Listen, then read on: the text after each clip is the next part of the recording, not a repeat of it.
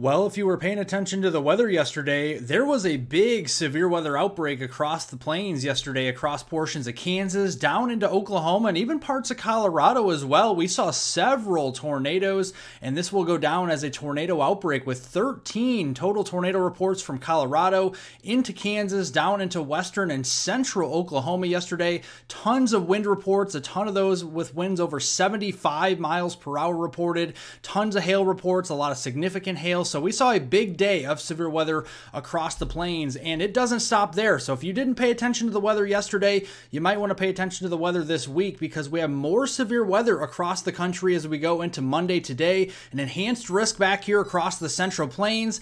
Into portions of the Great Lakes, we have a marginal and slight risk of severe weather.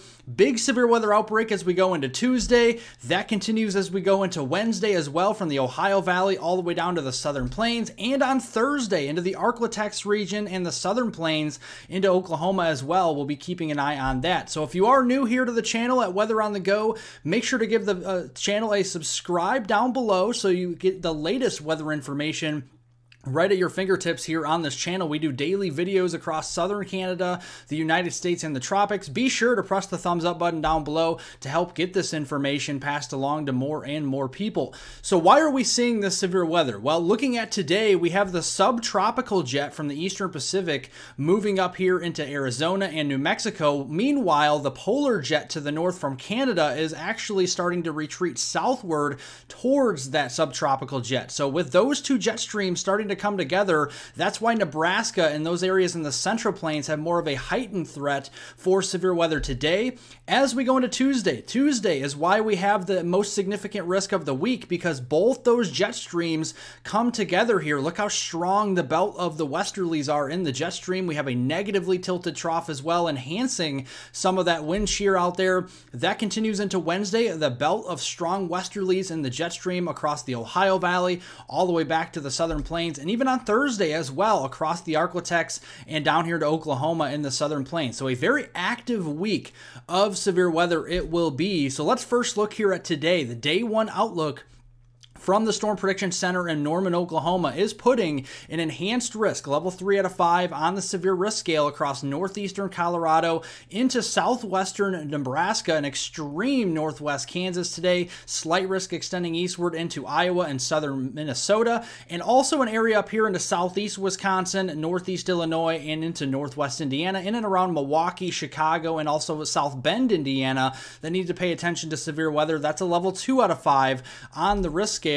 We could be seeing some damaging winds up to 60 miles per hour in and around the western Great Lakes region back into the Midwest. The most significant area for wind will be across portions of Nebraska into northwest Kansas. We could be seeing hurricane force wind gusts today in those areas, and those same areas, even back into Colorado, could also be seeing some very large hailstones in excess of 2 inches in diameter, and a broad brushed area of tornado potential here from Michigan all the way back here into Wyoming and Colorado. This 5% in the brown shaded color into northeastern Colorado, southwest Nebraska, and northwest Kansas is the higher area of relative for tornado potential as we go through today. Let's look at the setup for severe weather. So we have dew points surging north from the western Gulf of Mexico all the way up here into the central plains, into the Midwest. Dew points climbing into the middle and the upper 60s. That will contribute to what we call CAPE, convective available potential energy, otherwise known as thunderstorm fuel. Remember, if you don't drive your car, you can't drive your car if you don't have any gas in it, right? If you drive your car with gas in it, you can go a lot of miles. Well, that's the same thing with thunderstorms. You have to have fuel for thunderstorms to go several miles across the region. So let's go into the afternoon here. Let's look at what the future radar could look like. Cluster of showers and storms up here into southeastern and eastern Wisconsin. Those could be marginally severe with some 60-mile-per-hour wind gusts and maybe a quarter-size hail or two across the Milwaukee area up there toward Green Bay. We are waiting for showers and storms across the plains this afternoon. I think those will start to develop more so toward dinner time.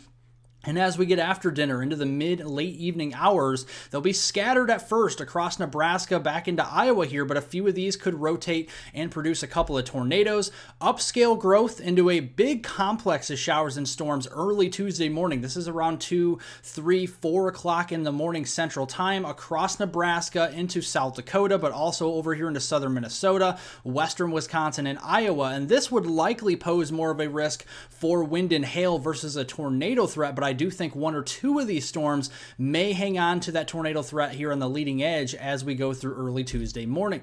This will also be producing some very heavy rainfall. So even if you don't see severe weather, we will see some very heavy rainfall from the Midwest back here into the Central Plains into Nebraska and northeast Colorado. A stripe here from just north of Des Moines back toward Omaha here into Lincoln, the Kearney area back here into areas north and east of Denver.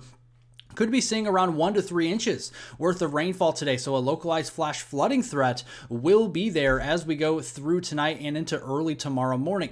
A more substantial outbreak of severe weather is anticipated for Tuesday, May 21st. This is tomorrow. The Storm Prediction Center's Day 2 outlook has a large enhanced risk. This is a level 3 out of 5 on the severe risk scale from Wisconsin, southeast Minnesota, down through much of the Hawkeye state of Iowa, northern and western Illinois, getting into much of north central Missouri and extreme northeastern Kansas. This could get upgraded to a level 4 out of 5, a moderate risk as soon as the 12:30 p.m. update this afternoon or even tomorrow morning. And you could see this is why, because we could be seeing a squall line producing some hurricane force wind gusts in excess of 70 to 80 miles per hour across Iowa into Wisconsin, into Illinois and Missouri as we go through tomorrow. Very large hail will be possible. I think this area could go hatched as we do get more updates from the Storm Prediction Center. So some large to very large hail, potentially over 2 inches in diameter, may be in play, especially for Iowa, Illinois, into portions of Missouri, even parts of southwest Wisconsin. And then the tornado risk. I am concerned that we could have a pretty formidable tornado threat here from southwest Wisconsin into northwest Illinois, into much of central and eastern Iowa, and as far south and west as northern Missouri, with that 10% hatch risk for tornadoes. Those are the tornadoes that could be EF2 strength all the way up to EF5 strength, folks. So we could be seeing a very strong tornado threat there tomorrow. This also could get upgraded to a 15% hatch risk as we do get closer.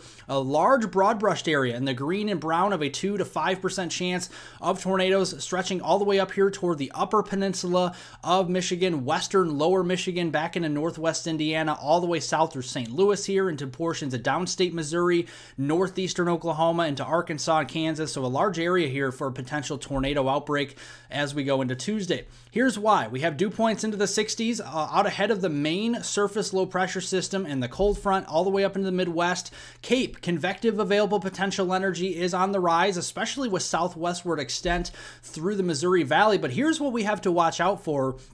It's called the significant tornado parameter space, and what this is doing is actually kind of showing you the area that has the greatest chance for rotating supercells and those strong tornadoes. You can see that starts out here in Iowa and into northern Missouri as we go into Tuesday afternoon, and that could even stretch up here into the tri-state area of Wisconsin, Illinois, and Iowa as we go toward the Dubuque, Iowa area, up here toward maybe Platteville Tuesday afternoon. That shifts east with the cold front Tuesday evening, so we still see heightened values, maybe not as strong as in the afternoon, but still those values peaking around 14s, 15s out of 10, still breaking the scale across the Mississippi Valley into Tuesday evening. So tornadoes and strong tornadoes will be a possibility. Let's walk you through that. So Tuesday morning, we could have some ongoing strong thunderstorms with a weakening complex of showers and storms here from Wisconsin back through Minnesota and Iowa. A few of these could pose a risk for 60-mile-per-hour winds, some quarter-size hail, and a very isolated tornado threat. As we go into the afternoon, here's what I'm concerned about. You got the surface low pressure system back here towards South Dakota into southwestern Minnesota. You see the squall line starting to develop in western Iowa, but out ahead of that, supercell thunderstorms will be forming likely in eastern Iowa into southwest Wisconsin and extreme northwest Illinois. These could pose a risk for strong to violent tornadoes tomorrow afternoon, and then the main squall line, or bow echo, starts to move through portions of Wisconsin, Illinois, back into Missouri as we go into Tuesday evening around dinner time, and then shortly thereafter thereafter, making a run toward Madison, Milwaukee, Chicago, Rockford, Illinois, all the way down to Peoria as we go into Tuesday evening. This line would be capable of those 70, maybe 80 mile per hour wind gusts. It will be on a weakening trend though after midnight as it approaches Michigan, Indiana, downstate Illinois, and down toward the mid-Mississippi Valley as it outruns the instability across those areas. And with a faster moving line of storms, you can see why we don't have a very heavy rainfall threat. They're going to be moving too fast to produce flash flooding, mainly across portions of the Iowa region, into Missouri, Illinois, or even into portions of Michigan or Indiana, but areas where we see heavier rainfall longer into Minnesota, into western Wisconsin. We could see a stripe near the Twin Cities region up there toward Duluth where we could see 1 to 2, maybe even 3 inches of rain through tomorrow. That's why they have a slight risk for flash flooding up there in Minnesota and Wisconsin for the day on Tuesday. Doesn't stop there though. Cold front continues to move east as we go into Wednesday. Severe weather from Cleveland and Toledo, Detroit, all the way back here through portions of the Dallas-Fort Worth area right along this cold front. Damaging winds and hail will be the main threat. A few tornadoes will also be possible, and we'll also be watching that as we go into late week on Thursday. We'll be refining these areas as we do get closer. But in general, very active week. We'll spell out the chance for some very heavy rainfall and 2 swaths from the upper Midwest back here into the Central Plains toward Nebraska, and a secondary swath from the lower Ohio River Valley back toward the mid-south. We'll be keeping a very close eye on that for some flash flooding potential through the week.